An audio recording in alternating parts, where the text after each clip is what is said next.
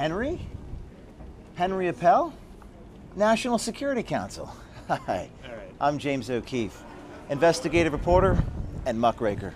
This is you on hidden camera. Cool. Hey, you're lucky I'm not a Chinese spy. You are a very lucky man that I'm not a Chinese spy. But I gotta ask you a question.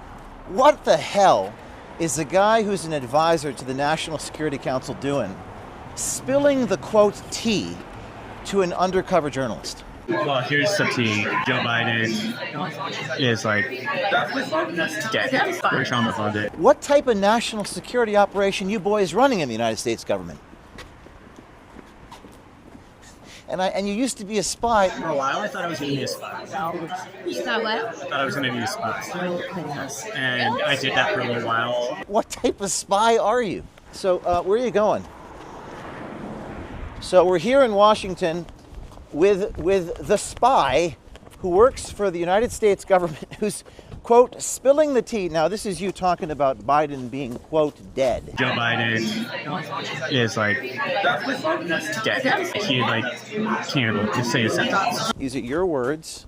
I'm going to play them for you Joe here. Biden is like... He's like dead.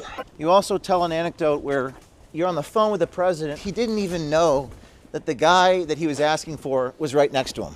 My boss was on an international trip with him, like in Europe or something. The phone rang in the office, and I picked it up.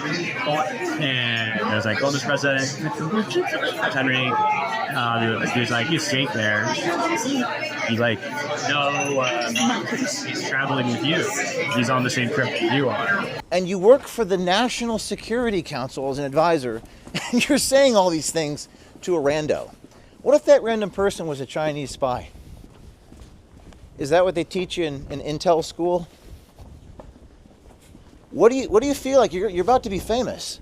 And by the way, what was it like to cry those tears when Trump won? You said you're concerned about being retaliated against. There were a lot of tears the next morning. We're also like kind of concerned about like them coming after us. What was it like to cry? There he goes.